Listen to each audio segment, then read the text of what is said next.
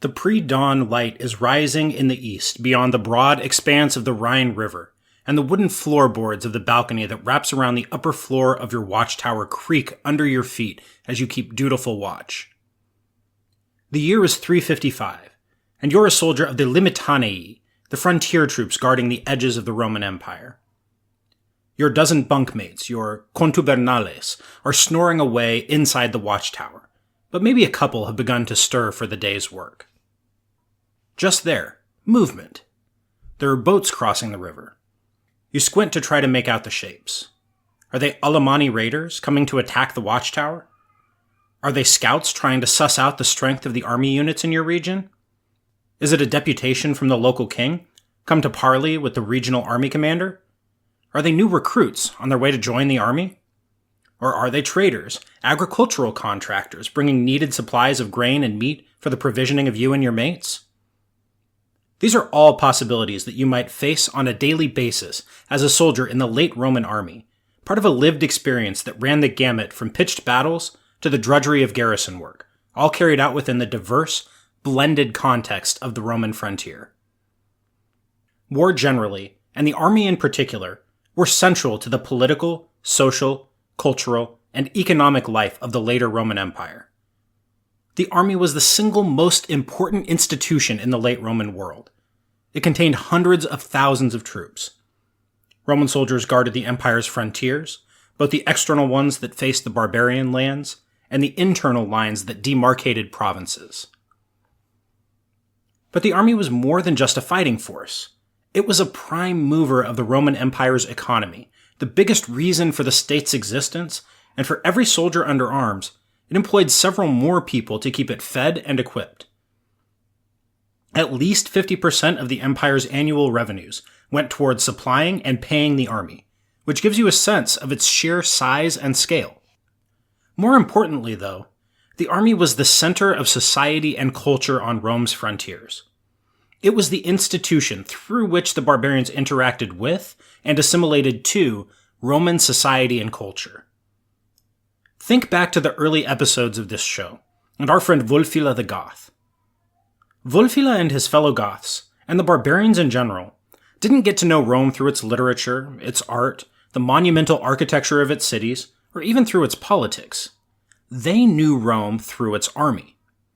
They fought Roman troops on raiding expeditions deep inside Roman territory, and experienced its wrath on punitive expeditions on the barbarian side of the border. It's more complicated than that, though. They also joined the army in their hundreds and thousands, traded with its supply officers, and spent time in the military towns that grew up around its forts. The spectrum of interactions between the barbarians and the army, which ranged from trade and marriage to full-scale warfare, created a specific kind of frontier culture. This was a melting pot of language, identity, social practices, structures, and organizations that blended the barbarian and the military into a seamless whole. The frontier was a zone of interactions that extended for dozens or hundreds of miles on both sides of the frontier, rather than a dividing line. Within this militarized frontier culture, the difference between a Frankish noble and a Roman officer, between a Roman landholder and an army general, or between a fort and a trading post might be hard to discern. In fact, one way of viewing the political end of the Roman Empire is to see this militarized, barbarized frontier culture, with all its norms and values and practices, gradually seeping from the borders to the interior of the provinces until it subsumed the entirety of the Western Empire. This is what we'll talk about in today's episode. We'll discuss the army of the 4th and 5th centuries, and how it had changed from the classic Roman army of the early empire with which you're probably more familiar. These weren't the legions of Julius Caesar, Augustus, or Marcus Aurelius, but a force that was organized, equipped, and garrisoned differently in order to meet much more varied and much more serious threats from beyond the frontier. Next, we'll discuss the army as an institution, whom it recruited, why historians have talked about the barbarization of the later Roman army and whether that was actually a bad thing, how it was supplied, and how it fit more generally into Roman society as a whole, especially frontier society. Finally, We'll bring all these threads together to try to understand the life of a soldier in the late Roman army in the context of that frontier society that I just mentioned, how that soldier might have formed his identity around his profession, and what he could expect to experience between the drudgery of garrison duty and the horrors of pitched battles. We'll close with a few comments on the decline and disappearance of the Roman army, and to what extent that tied into the broader disintegration or transformation of the Western Empire in the 5th century. So let's start by grappling with the transformation of the Roman army. The army of the late Empire faced an inherently different set of strategic and tactical challenges than the army of Augustus or Hadrian, much less that of Caesar, Marius, and the Scipios. The evolution of the army was reactive, not proactive, and consisted of ad hoc, temporary responses to these new and greater challenges. With a few exceptions, this was a haphazard accretion of transformations, rather than a centrally planned initiative or series of initiatives. The Roman army hadn't been a static institution at any point in its history. It had evolved before and would evolve again. In the Middle Republic, the period of the Punic Wars, the army was a universal force consisting of property-holding Roman citizens who served for a few years at a time, in addition to the Italian allies of Rome. Rome's constant wars in the late 3rd and 2nd centuries BC, though, badly strained the available manpower. A farmer might be called away for years at a time, fighting the Seleucids in Syria, or the Macedonians in the Balkans for a few seasons before returning to the farm, and then being called up again, this time to fight in a guerrilla war against tribesmen in Iberia. This was a punishing regimen for Rome's citizen soldiers. While there are ongoing debates about just how much this constant warfare and absence negatively affected the small farmer class at the end of the Republic, it's not really hard to see how a system designed for seasonal warfare close to home eventually proved inadequate to the demands of an empire that had come to span the entire Mediterranean. What replaced that system of military organization toward the end of the 2nd century BC was a professional army of long-service soldiers. This was less a sharp break with past practice than a recognition of the fact that through long years of continuous warfare, Rome already had something like a professional army, and all that really changed in a basic sense was the property requirement, which disappeared, and how it would be equipped. The long-run effects of this were enormous, though, because these professional armies came to depend on their general to guarantee their pay and retirement packages. In effect, it severed the state's control over its armed forces, and this dynamic of personal loyalty between generals and soldiers is precisely what powered the 60 years of instability between Sulla's march on Rome in 88 BC and Octavian's victory at the Battle of Actium in 31. The army of Augustus and his successors got around this bond between generals and soldiers by making the emperor the primary benefactor of the military establishment. At the end of the day, the early empire rested on the fact that the army's loyalty was to the emperor, and all of his other power flowed from that basic fact. For most of the first 2 centuries AD, with the exception of a brief flare-up in 69 AD after the death of Nero, this basic bond between the army and the emperor held true, and civil war was avoided. Throughout this period, the dominance of the Roman army was basically unchallenged, and its only major defeat in this time was the loss of the 3 legions of Varus at the Battle of the Teutoburg Forest in 9 AD. Things changed in the 3rd century. The crisis of the 3rd century, something we discussed at length in the 5th episode of this show, was at heart a crisis of the relationship between high politics and the army. Practically everything else that went wrong in that century, aside from plague, can be traced to the failures of the army as an institution and its increasing tendency to put its generals on the throne. The ties of legitimacy that bound the army to the emperors weakened to the point that any ambitious general who could win the support of his troops was a potential emperor. Now, this created a few different issues. First, it made it difficult for an emperor to delegate military authority, because doing so automatically created a potential rival for the throne. Second, when the army did declare its general emperor, those troops almost always left their posts on the frontier to go fight another Roman army in order to put that newly proclaimed emperor on the throne. and you can see how this would be a problem. Any threat from beyond the frontiers demanded the first-hand attention of the emperor, so it became impossible to deal effectively with more than one threat at the same time. If the Franks on the lower Rhine and the Goths on the Danube were acting up simultaneously, let alone the Persians on the Syrian border a couple thousand miles away, how was the emperor supposed to deal with them? If the general he sent to deal with the other threat were successful, there was a good chance that his troops would declare him emperor. Usurpations created a secondary problem.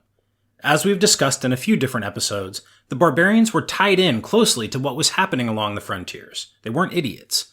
The moment a whole army picked up stakes and headed into the interior of the provinces to fight for its usurping general, the barbarians would take notice and either start raiding or launch a full-scale invasion while troops were busy elsewhere. When given a choice between dealing with some Alemanni raiders in Noricum or Rhaetia and a battle-hardened army marching down into Italy to remove you from your throne, which would you address first? Usurpers were an existential threat for the emperors in a way that barbarians weren't. This was the basic dynamic that produced the crisis of the 3rd century. With armies leaving the frontiers so frequently, the barbarians took advantage of Roman attention being focused elsewhere to raid and invade. The Goths crossed the Danube and got as far as southern Greece and Asia Minor. The Alemanni and Franks raided into Gaul. In Britain, the Picts and Saxons made their presence felt. The Persians struck deep into Syria. One of the long and ongoing debates about the crisis is whether these barbarian groupings that emerged in the 3rd century, the Goths, the Franks, the Alemanni, were really any more threatening than the ones who had occasionally troubled Rome's frontiers in the first couple of centuries AD, or whether their success in the 3rd century was simply a product of Roman disinterest in what was happening beyond the border, increasing concern with usurpations and the like. I've said this before, and I remain surprised that this isn't the clear scholarly consensus on the topic. It's both. Roman policy toward the barbarians had been focused on a combination of the velvet glove and iron fist, of both prestigious gifts and the exercise of military force, intended to prevent any one chieftain or tribal grouping beyond the frontier from becoming too powerful. When Roman attention went elsewhere, that policy fell apart. It required constant attention. It's not a coincidence that these new and newly powerful tribal groupings, like the Franks, Goths, Alemanni, all pop up in a context where the Roman army and political establishment was worried about other things. In effect, Roman civil wars indirectly created the enemies that would trouble the empire for the rest of its existence. As the crisis wore on, the Romans eventually got their act together and adapted to meet the new threats. The emperors who brought the empire out of the crisis were all military men, many of them of relatively humble origin, and this in itself marked a major shift from the early empire. These were soldiers, not administrators or aristocrats, and they understood how the army needed to change to regain its effectiveness. These changes took the form of piecemeal changes that culminated in the reigns of Diocletian and Constantine between 284 and 337. There were a number of different transformations, every one of which we could talk for hours about, but we can skip the minutiae and summarize them like this. First, we see a shift away from the large blocks of heavy infantry, the legions of 5,000 or more men, supplemented by more lightly armed units of auxiliaries, including cavalry, and toward a more flexible and diverse fighting force. The historian Alexander Sarantis summarizes the shift like this, quote, "Rather than predominantly relying on either infantry or cavalry, the late Roman army was characterized by tactical adaptability and variety," end quote. The distinction between citizen legionaries and non-citizen auxiliaries that had characterized the early empire was gone, and we see tactical plans that incorporate light infantry, light cavalry, heavy cavalry, horse archers, foot archers, and artillery. The result was a much more integrated and diverse force. In general, it was a little more lightly armed and armored, though extremely heavy cavalry, the fully armored cataphracts, became a standard part of the tactical package. Second, and as a corollary to that first piece, cavalry came to play a much greater role. Fast-moving raiders from beyond the frontier were the primary threat that the army had to deal with on a day-to-day basis, and the best way to combat fast-moving raiders was a mounted response force. Some historians argue that there was an entire mobile cavalry reserve force that could be shuttled from incursion to incursion by the 270s or so, and that's not implausible. But whether that force existed or not, what's clear is that a far greater proportion of the troops under arms were cavalry by the time of Constantine. Third, a basic division arose between the troops manning the frontiers, the limitanei, and the mobile field armies stationed in the interior, the comitatenses. This is a topic of major debate. When exactly did this happen? Was it under Diocletian, under the other tetrarchs, under Constantine, or even after? Which troops went with which designation? Were the limitanei a lower quality of soldier than the comitatenses, or is that just some prejudicial writing in a much later source? Could units be transferred between the two bodies? None of the answers to these questions are clear, and it's possible that the distinction between the two has been overstated. In broad outline, though, there was a split between comitatenses stationed in the interior of the provinces and limitanei who guarded the frontiers. Fourth, the units themselves were smaller. This shift had been happening for a while, and throughout the early empire it became a trend for small units of 1,000 or so men, called vexillationes, to be separated from their parent legions and stationed separately on the frontiers. By the time of Diocletian, this smaller unit size became a permanent fixture of the later Roman army. Diocletian expanded the number of quote-unquote legions, but in the early 4th century, a legion was probably something closer to the size of one of these 1,000 or 1,500 man vexillationes than the 5,000 soldiers of the old school legions. These smaller units were more flexible, and as we just mentioned, they were more varied in terms of equipment and tactical role. Fifth, equipment, tactics, and strategy all changed. The short sword, the gladius, that had characterized the early imperial legions was gone, replaced by a longer slashing sword, the spatha. The specialized javelins, pila, were replaced by more basic spears that could be used for both throwing and stabbing. Chainmail armor became the norm, replacing the lorica segmentata, the armor of overlapping plates that had been the standard. The rectangular, inward curving shield was replaced by an oval or round shield. These changes spoke to a shift in tactics away from close-order infantry operating in mass formations and toward more fighting on horseback, in loose skirmishes, and in rough terrain. Finally, there was a new emphasis on fortifications. Whether this amounts to a shift toward a centrally planned grand strategy of defense in depth, as the political scientist Edvard Luttwak argued at length in the 1970s, is up for debate. But the simple fact that the Roman Empire invested in massive layers of new fortifications in the 3rd and 4th centuries isn't in question. This investment took multiple forms: refurbishing forts along the frontiers and building new ones, a huge program of building city walls around every major population center. Forts were built around roads, rivers, and mountain passes inside the empire, and watchtowers with small garrisons, like the one we started with, were constructed both along the frontier and along major routes of communication and movement.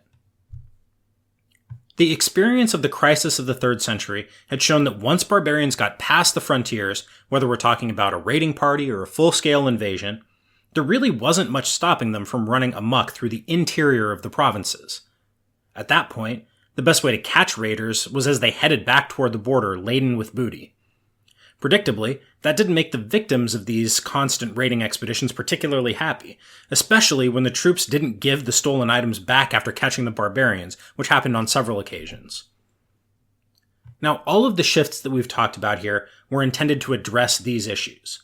The new emphasis on fortifications prevented the barbarians from making easy scores on unprotected cities. They gave troops someplace to retreat to in the face of overwhelming force, and allowed the army to control the major lines of communication and strategic choke points within the provinces, all the while keeping an eye on the barbarians and gathering necessary intelligence. Smaller, more flexible units could hold this multitude of points in the interior and garrison city walls, while a greater proportion of mobile cavalry could chase down fast-moving barbarians. Fighting lightly equipped raiders demanded different equipment and tactics than pitched battles, hence the shift toward longer swords, spears, and looser formations. Now, the army of the early empire would have met an invading force with a mass army of heavy infantry, legionaries, in pitched battles. The army of the late Empire would try to contain the enemy on the frontiers, but then withdraw to fortifications, pick away with ambushes and raids while denying necessary supplies and the booty the raiders sought, and only then would they confront a weakened force in open battle. They might not even fight an enemy force in the field, but instead pick them off one foraging party at a time, or as they retreated back toward the border. Operating within their own territory, the late Roman army knew the terrain, they knew where and how to catch intruders, and they had the roads and supply lines necessary to maintain themselves while denying that to the enemy. The late Roman army had the infrastructure and flexibility to deal with these much more numerous, consistent, and serious threats in a way the army of the early empire simply couldn't have matched.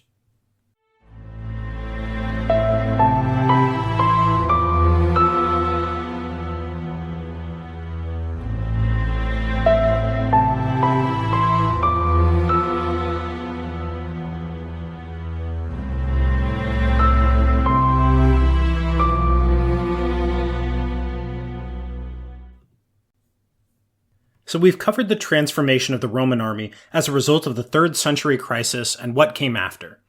So now let's try to understand it as an institution. Its size, its organization, who joined it, its norms and values, and how it fit into society more broadly. The scale of the late Roman army is simply mind-boggling. It was huge. Estimates range from a low end of 300,000 men under arms to as many as 600,000. Though you won't find much support for the high-end estimate. As part of Diocletian's contribution to the army reforms, the size had been increased even as the overall population of the empire dropped a bit from its peak in the 2nd century. Now, those are paper strengths on the basis of a much later source called the Notitia Dignitatum, and in reality, there would have been far fewer soldiers available for duty at any given moment. But even those broad numbers give you a sense for the massive scale of the army. Roughly speaking, one of every 150 or 200 Romans would have been a soldier, and that proportion would have been much, much, much higher in the frontier provinces. That's a huge proportion of the population, for example. That's a larger proportion of the population, for example, than the United States keeps on active duty military service today. For us, it's about 1 in every 217. At the very low end, 30% of the Roman budget went to the army, and 50% is much more likely. In times of war, as much as 80% of the budget went to military expenditures. Compare that to about 16% of the United States government's budget, 6% in the United Kingdom, and 10% in Russia. It's not an exaggeration to say that the army was the single most important institution in the Roman world. Why did the Roman Empire need such a complex system of taxation, one that had developed over the course of the 3rd century to include both money taxes and taxes in kind? Well, to pay and feed the army. The need to pay the army, for example, is a major part of what drove the debasement of the coinage and the currency crisis of the 3rd century. Troops always needed to be paid to ensure their loyalty. There's an argument to be made that the Roman state essentially existed to service the army, rather than the other way around. This went both ways, though, and the army was a tremendous economic driver for the whole empire. It encouraged economic specialization of particular localities and regions, especially during and after the reign of Diocletian, since one of Diocletian's major reforms was to reshape the tax system away from money and toward payments in kind. A locality that specialized in wheat would produce some of it for tax. There would also be a surplus left over for sale on the market. The same might hold true for a region specializing in livestock. As well as this system worked for most of the 4th century, it still wasn't sufficient to feed the entire army with taxes in kind, and there was money to be made in growing wheat or raising livestock to sell to the army supply officers. Wine and olive oil were other staples, and those were always purchased from sellers rather than being provided in kind. The key point to remember with the supplying of the army is that these localities that were producing supplies weren't necessarily adjacent to where the troops were stationed.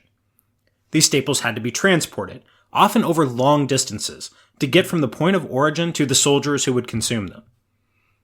Ammianus Marcellinus tells us that grain from Aquitaine and Britain fed the troops along the Rhine frontier in the mid-4th century, while pottery sherds found in forts along the lower Danube around the same time are evidence of the importation of olive oil from producers in the Aegean.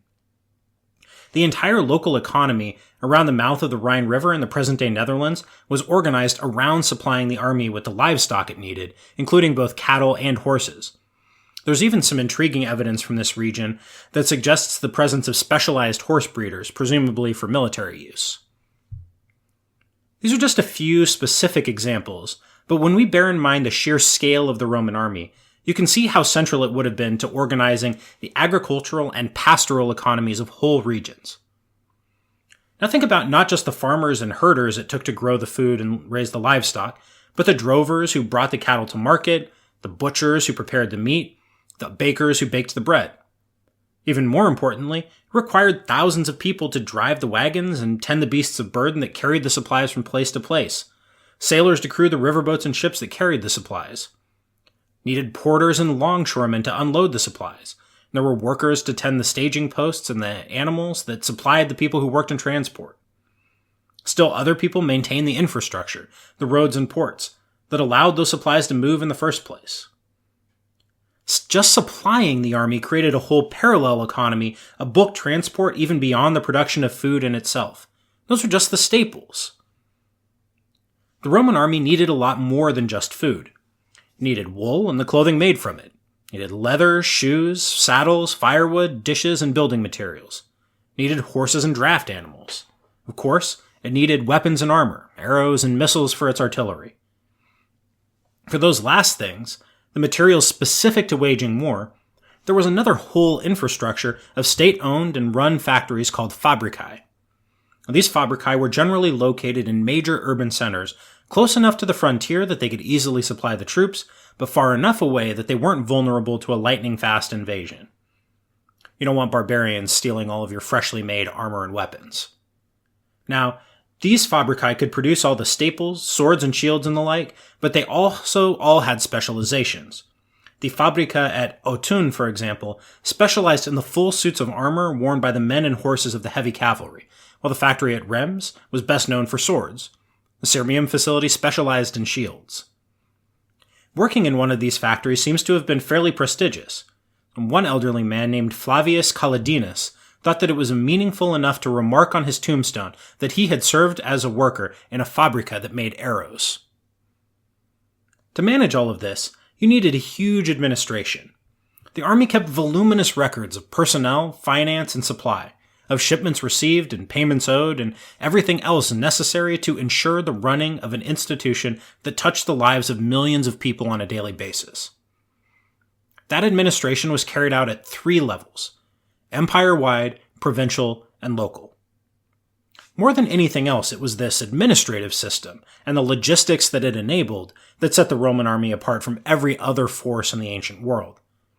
This is how they could move hundreds of thousands of people around, transport supplies from one place to another over long distances, produce sufficient quantities of weapons and equipment, and pay troops what they were owed. Troops can't fight without food and material, and they won't fight without pay. Ensuring they got both was the task of this administrative system. So we've covered the supplies and the organization. Now let's go over recruitment. Who served in the army? Well, the army got its recruits in a few different ways. Conscription was the big one. The sons of soldiers were automatically obliged to serve as a form of hereditary duty, providing one major source of manpower. Another was conscription in the form of a tax on landholders. Either they could provide a suitable number of able-bodied men from their tenants, or they could pay a tax in gold. Depending on the manpower and financial needs of the government at any given moment, the state might choose to emphasize one or the other, either gold or manpower. Now, prisoners of war settled in the empire were automatically subject to conscription, usually as an explicit term of their settlement. We'll come back to this. What's clear is that by the late empire, military service was not a popular career path, though precisely why that was the case is kind of hard to say. Not wanting to leave home seems to have been the big reason, and at least for the literate elite, soldiering wasn't a high-status occupation. One letter of the early 5th century, for example, called it, quote, a cheap and despicable game of death, and questioned whether a man who was considering allowing his son to enter the military, presumably as an officer, had taken complete leave of his senses. There are numerous laws from the 4th century that impose harsh punishments on men who deserted on the way to join their units or who mutilated themselves by removing fingers or a thumb in order to avoid service. One exasperated law of the late 4th century required even the mutilated to serve. Now, materially speaking, the military life wasn't a bad profession. Pay was better than day laboring or tenant farming, and rations were both plentiful and regular. There was a real chance of advancement if a soldier showed competence, even for barbarian recruits born beyond the frontiers. Bear in mind that the military emperors of the late 3rd century had all started off as low-level officers, if not in the ranks. Soldiers who completed their required 20 or 24 years of service were exempt from most taxes. They received retirement bonuses of cash, land, and other goods, and all soldiers, both serving and retired, had special legal statuses that set them apart from regular citizens. Still, there's no denying the unpopularity of the military life for most recruits, and that brings us around to the thorny question of the quote-unquote barbarization of the army. Simply put, this line of reasoning states that the Roman army became increasingly staffed with troops of barbarian origin in the late 3rd, 4th, and into the 5th century. A corollary point to the thesis of barbarization is that the army became increasingly less effective as a result of that. Now, there's no real question that barbarians did provide an increasing share of military manpower for the army as this period wore on. Why is harder to say. We've already noted the unpopularity of military service among those subject to it, and landowners were loath to give up prime-aged working men to the army. There's also the possibility that the pool of manpower was smaller to begin with at this point, as the repeated plagues of the 3rd century took a chunk of population, and the repeated collapses of the frontier defenses allowed the barbarians to ravage the frontier provinces that had formerly provided a large share of the recruits. That's an old idea, though, and one that has fallen out of popularity in recent years. The more likely explanation is that men of barbarian origin genuinely found military service to be an attractive option, or at least they found it more attractive than Roman citizens did. Barbarians entered the Roman army in several different ways. First, as individual recruits coming across the borders. Second, as the children or grandchildren of barbarians settled inside the Roman Empire by treaty, something I already alluded to. Or third, as allies presumably serving a shorter stint under the terms of a treaty. Now, individual recruits are pretty straightforward.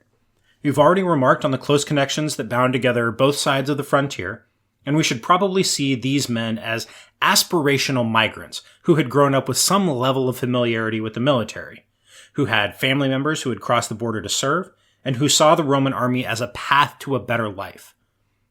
There was a real, genuine chance for these men to succeed if they showed competence and initiative, and the high ranks of the late Roman army are full of Goths, Franks, Vandals, and many other barbarian groups who rose to become generals or even more. While some Roman authors questioned the loyalties of these kinds of recruits, there's zero indication that they ever really had conflicted loyalties. They served in regular army units, were trained to fight as Roman soldiers, were led by Roman officers, and learned to speak Latin.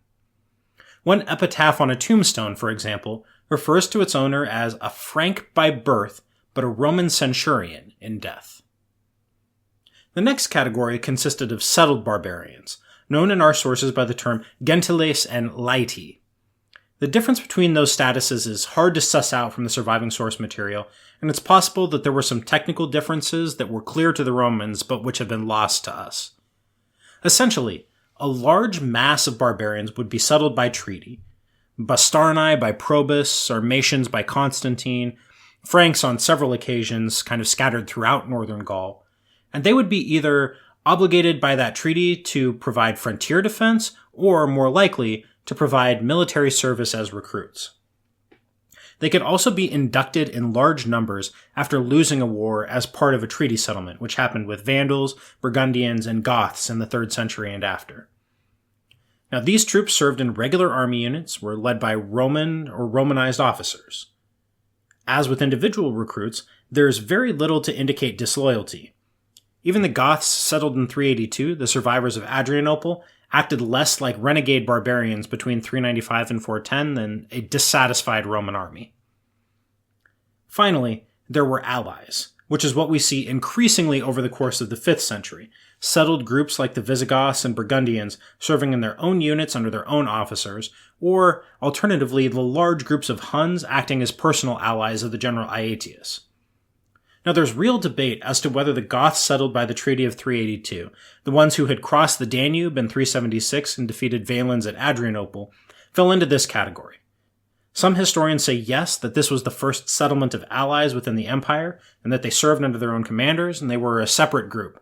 But I think the evidence points more clearly to the fact that they fell into the general category of settled barbarians, which would mean that they were recruited into regular units of the Roman army and were led by Roman officers. There isn't really much to go on either way. In this category, though, more generally, questions of loyalty and incentive do have a real place. These weren't just units of the Roman army that happened to have barbarian recruits, but troops that might belong to a separate political entity that just happened to be allied, for the moment, for the month, for the year, with Rome. This doesn't necessarily mean that they were ineffective. Think about Aetius' success in using the Huns. But they might have had their own interests to consider along with those of the Roman Empire. The real question is whether this barbarization of the army was a bad thing. You may have sussed this out, but I don't really think so. At least as long as they were being recruited into regular army units and were being trained and disciplined as such. There's zero indication that these barbarians were ever any less reliable or effective than any other troops, and, on the contrary, a good deal to suggest that they were substantially more so. This was the case for most of the 4th century, until a pair of military disasters, the Battle of Adrianople in 378 and the Battle of the Frigidus in 394, robbed the army of much of its trained manpower. The reliance on allies came afterward, and there you can make a real argument for a less effective military establishment. So that's the Roman army as an institution.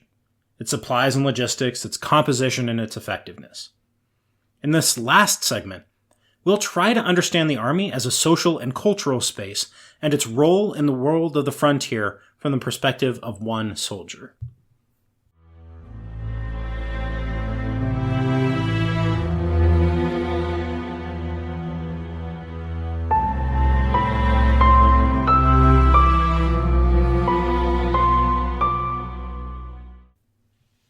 Let's start by introducing our soldier friend and locating him in a specific time and place. We'll call him Flavius Arbogastes and say he was born around 335 on the Middle Rhine. He was just Arbogastes the Frank when he was born on the far side of the Rhine to a family of modest landholders, living on a modest parcel of land where they farmed wheat. Sunken-floored huts held supplies, while the whole family and their livestock lived inside a post-built wooden house. Growing up close to the Rhine and therefore the border, the Roman world was a constant presence in young Arbogastes' life.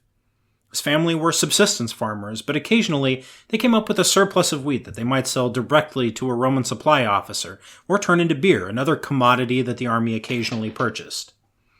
Extra livestock, too, might be sold to the Roman army. Every once in a while, his father would take Arbogastes and his brothers to trade at the Roman fort at Remagen, around which a thriving market town had grown up. Furs, timber, and slaves were exchanged for imported wine, olive oil, glassware, ceramics, and luxury items, and Arbogastes and his family could either trade some of their own produce in kind, or they could use the Roman coinage that could be found everywhere on the barbarian side of the border. Now, a Roman observer probably would have called Arbogastes a Frank, but that wasn't a particularly important designation to him. Didn't really feel like a Frank, didn't mean much. He might have considered himself a member of the Chatti tribe, or perhaps a smaller subgrouping whose name hasn't come down to us. The idea of being a Frank would have been much more important to the big men who lived beyond the frontiers, political authority figures we'd call nobles or petty kings. Like Arbogastes and his family, these big men too had their dealings with the Romans. As part of the regular management of the frontier, the Romans paid subsidies or gave gifts to these chieftains and played them off against each other, making allies of some and targeting others for elimination. The sons of these big men might be raised among Romans as something like voluntary hostages. Many of them joined the Roman army as officers. Roman money and luxury gifts helped these chieftains consolidate their own position among their subordinates and served as an incentive to keep the peace. It was rare for all the disparate groups of Franks to come together into anything like a united front. This was a society of petty kings and nobles who fought each other just as much as they fought the Romans, and that was exactly the way the Romans liked it. They did everything they could to encourage this state of affairs, because any one figure who became too powerful might turn the whole barbarian nations beyond the frontier against Rome. Violence, too, tied together the two sides of the frontier. Arbogast's father or older brothers might occasionally leave the farm to join the warband of one of these big men as they slipped across the Rhine to raid and pillage the Roman countryside. The fine glass dishes that Arbogast's family sometimes used had come from a villa 100 miles inside the border that his father had sacked, and the money that had paid for a few amphorae of nice wine had come from a military payroll stolen before it could reach a frontier garrison. Sometimes these war bands returned home loaded down with treasures, gold, silver, silks, other luxuries, along with less impressive but every bit as useful things like weapons and armor. Perhaps just as often, the raiders returned home with nothing of value, but short a few men. Other times, the raiding parties didn't return at all. That violence went both ways, of course. Arbogast's family farm had escaped the tender attentions of Roman punitive expeditions, but they knew to run and hide in the forest when a Roman cavalry patrol crossed the river and came calling. Some of their neighbors hadn't been so lucky. Now, their part of the frontier had been relatively quiet, avoiding a major expedition or a war for a couple of decades, but the unspoken threat of Rome's overwhelming force and violence was never far from their minds. The Roman army wasn't an unfamiliar thing for Arbogast and his family. They saw its soldiers in the fort at Remagen and on the punitive expeditions and patrols they carried out beyond the frontier, or when they themselves raided beyond the frontier, though hopefully not. Male friends and relatives had joined the army too, heading to the fort to sign up to serve under the Eagles in the hopes of finding a better life. One of Arbogast's uncles had done well in Roman service, rising to command a whole unit of cavalry during the Emperor Constantine's wars against the Sarmatians and the Persians. They had heard about this from other Franks who'd returned back beyond the frontier at the end of their term of service, though most who left never came back. A deserter from the army who had set himself up with the local king had filled them in on the fate of a cousin who had been killed fighting the Saxons in Britain. He wasn't so lucky. It wasn't a hard choice for Arbogast to join the army himself around the age of 20, around 355. The farming life didn't suit him, and he'd always been more drawn to fighting. He'd listened with rapt attention to the stories of wars and raiding that his fathers and brothers had told. Life beyond the frontier could be violent. The big men fought each other more than they fought the Romans, and Arbogast had first been called to fight for the local king just after he turned 16. The fighting life, he decided, suited him better. He had raided into Roman territory only once and had come back empty-handed, but the orderly roads, walled cities, and imposing fortresses he'd seen left an impression. If he were going to fight for a living, why try to scrabble his way into the retinue of some petty king, to live a life of raiding and occasional feasting in some drafty wooden hall? Why not go where the real rewards were and join the Roman army? And so Arbogast left his family behind, knowing that there was a good chance he would never see them again, and presented himself to the recruiting officer at Remagen. He adopted the name Flavius to help him fit in, and was assigned to a unit of cavalry stationed at Trier, some 60 miles away. He received his official tattoo on the back of his hand, marking him out as a soldier once and forever. We don't know exactly what that tattoo would have been, though at a best guess might be an eagle for infantry, or the characteristic dragon standard, the Draco, for cavalry. Alternatively, it might have been something like an ID badge. We don't really know for sure. Our only good source on this comes from the 6th century, a couple centuries after we're talking about with Arbogast. The discipline took some getting used to for Arbogast, as the local king's temporary warband hadn't been big on marching in formation or constant drilling. He only spoke a few words of Latin before coming to the army, but luckily for him, the soldiers' talk was easy for him to pick up.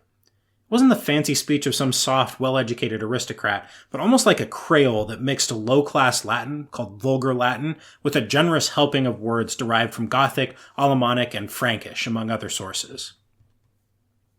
This sermo militaris, military language, would have immediately marked out soldiers as being separate from the rest of society. It was one of many things that gave the army its sense of corporate identity, along with distinctive dress. Soldiers wore trousers and special belts and pinned their cloaks, usually red, with distinctive crossbow-shaped brooches. Even if recruits hadn't come from beyond the empire like Arbagastes, they were often drawn from minority populations living inside it, like the settled populations of defeated barbarians we talked about earlier. Still others were soldiers' sons and had grown up in and around the army. This helped to create a sense of separateness, of otherness that defined the army as an institution. On a more granular level, many of the army's units had their own histories that went back hundreds of years, little miniature institutional identities within the broader institution of the army. For Roman observers who weren't especially familiar with the army, telling the difference between a barbarian and a soldier might not have been easy. Their speech was spiced with words that obviously weren't Roman. The clothes they wore looked nothing like those of a civilian. They had tattoos and scars, and they carried weapons. In short, soldiers formed a distinctive class within society and were a product of this frontier culture that tightly bound together both sides of the border. Some historians have argued that the army was actually much better integrated into society in the late empire, since soldiers were so much more likely to be stationed in and around cities, where in the early empire they were segregated off at their bases and camps. I actually think it was the opposite, that as soldiers spent more time around civilians, they emphasized their otherness and separate professional identity even more. Familiarity, as the saying goes, can breed contempt. So this is what Flavius Arbagastes entered around the year 355. The army was a thriving force at this point, at the peak of its effectiveness in this later period. There hadn't been a serious defeat or an incursion in quite some time, and the frontiers were largely stable. Every emperor from Diocletian onward had invested in frontier defense, renovating some forts and building entirely new ones while strengthening the interior lines of defense. The fort at Remagen that Arbagastes knew so well had its walls thickened in the late 3rd century, for example. With the frontier line of defense in good shape, the army even felt comfortable placing watchtowers, forts, and other outposts well beyond the Rhine and the Danube, patrolling regularly and presumably engaging in small-scale fighting as necessary. These were the kinds of punitive expeditions with which Arbagastes had grown up. The first few years of Arbagastes' time in the army would have been busy. Just as he finished training, he went on his first major expedition under the leadership of the new Emperor Julian, heading back to the Rhine and fighting several major engagements against Franks who had captured towns on the Roman side of the border, including Cologne. His first major pitched battle came the next year, in 357, against the Alemanni at the Battle of Strasbourg. Outnumbered nearly 3-1, the Romans managed a crushing victory, and Arbagastes was one of the cavalry squadron who captured the head Alemannic king, Cnodomar, as he tried to escape the battlefield. Further campaigns beyond the Rhine followed that one, then another against the Franks to the north the next year. Arbagastes might have even been able to stop by his home and see his family. He wouldn't see them again for a long while. There were major campaigns practically every year between 358 and 361, alternating between the Franks and Alemanni, and after that, Arbagastes was part of the army that fought for Julian in a brief civil war. He and his unit of cavalry may even have gone all the way to the east with Julian to Persia in 363.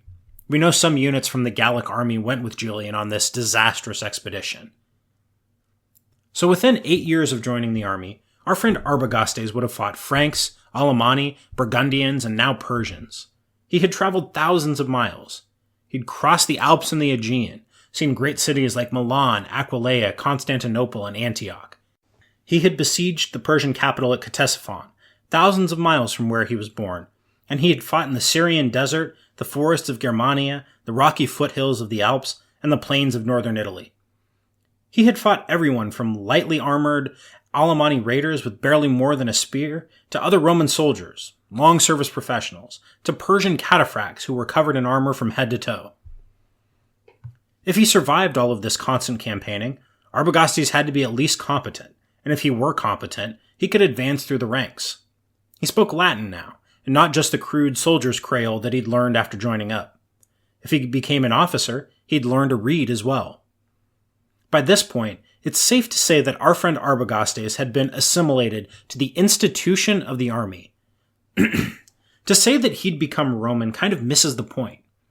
He'd become a very specific kind of Roman, a Roman soldier. By the time the new Emperor Valentinian headed back to the west, with Arbagastes and the few survivors of his unit in tow after the disastrous losses of the Persian campaign, it would have been men like our friend who formed the backbone of the army. They were the institution now, these long service professionals, and fresh recruits learned the ropes of army life from them. Arbagastes had the luck, good or bad, to enter the army at its most active time in decades. Valentinian campaigned practically every year of his 10-year reign, fighting major campaigns against the Alemanni on both sides of the Rhine, the Quadi of the Upper Danube, and Saxon raiders in northern Gaul. Arbagastes wouldn't have necessarily fought in all of these campaigns, but as a member of a mobile cavalry unit attached to the Comitatenses, he was part of the field army, not the Limitanei, who were relatively settled in their frontier fortifications. Valentinian wasn't a snob, and he knew military talent as well as any emperor of the 4th century. If our friend Arbagastes managed to survive into the middle of the 370s, he might have risen still higher. There were generals of barbarian descent under Valentinian. Might Arbagastes or someone like him have been one of them? It's entirely plausible.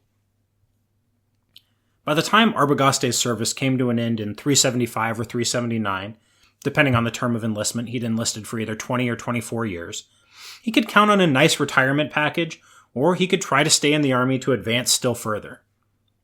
After a lifetime of campaigning, though, Arbagastes was tired. Old injuries and wounds, the product of a dozen pitched battles and countless small fights against this or that group of raiders, had left him with a limp, missing fingers on his right hand, and headaches that never truly went away. Still, Arbagastes had accumulated a fair bit of wealth over the course of his many expeditions, plunder taken from this group or that. And when you combine that with his retirement, which he took in the form of cash, he was pretty well off. So Arbagastes headed back to Remagen, where he purchased land and slaves and set himself up as a supplier of wheat, beer, and livestock for the local garrison. He now had a favored legal status and was exempt from most taxation, giving him a leg up on the local competitors. His family still lived on the other side of the border, and they kept in touch regularly. Using his connections in the military, he found a favored appointment for a nephew in the imperial bodyguard, a position of great status that could lead to high rank, even that of Magister Militum, the supreme commander. And that's how frontier culture was made. It's not just that people on both sides of the border fought and traded with each other. Links of blood and profession united them, creating a common culture that made it hard to distinguish Frankish warriors from army officers and Alemanni raiders from potential recruits. The participants in this frontier culture, barbarian and Roman military alike, had far more in common with each other than they did with Romans in the great cities of the provinces or barbarians further removed from the border. The career of men like Arbagastes tells us how and why that came to be. So what happened to the Roman army?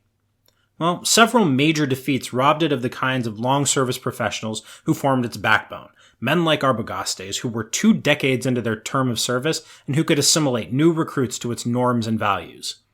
The Battle of Adrianople in 378 was one of these, and the bloody Battle of the Frigidus in 394, which pitted the field armies of the east and west against each other, was another. There was simply no replacing these troops, at least not without a long break in which to recruit and train replacements, and the Western Empire never got that break. The disaster at the Frigidus, and the shortage of troops that it created, is why Alaric and his Goths had so much leverage leading up to the sack of Rome. The Roman army needed them. The army in the West never had the time or the ability to replace these losses, and so it was forced to rely ever more heavily on allies. The loss of provinces to these allies destroyed the tax base that had paid and supplied the regular army, and slowly but surely, piece by piece, the regular army disappeared over the course of the 5th century. There's an anecdote from the life of Saint Severinus, who lived in Noricum, kind of modern Austria in the 470s, that has always stuck with me. There were still troops in Noricum there, even as the imperial government had collapsed and barbarians raided, pillaged, and burned around them. Now, these troops sent a few soldiers to try to check on their pay. They never came back, but their corpses washed up on the bank of a river shortly thereafter. The regular army, this centuries-old force of long-service professionals, didn't disappear all at once. It just faded away, swept downriver by a world in which it no longer had a place. Thank you for joining me for today's episode. If you have a spare moment, I'd appreciate it if you left a rating and a review. You can follow me on Twitter at Patrick_Wyman or on Facebook at Patrick Wyman MMA. And if you have questions, comments, or concerns, or if you just want to chat about the fall of the Roman Empire, drop me a line. If you're looking for more history podcasts, check out History Matters on iTunes and SoundCloud. A historian friend of mine and I are talking about present-day issues and historical perspective, tackling topics like the idea of progress, political breakdown, the economy, settlement patterns, and much, much more. Thanks again for listening. Until next time, this has been The Fall of Rome.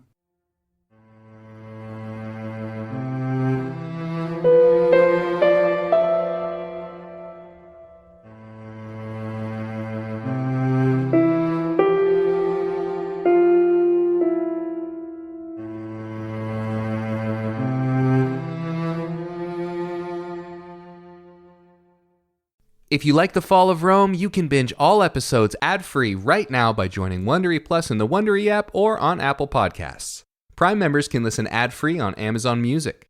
Before you go, tell us about yourself by filling out a short survey at Wondery.com/survey.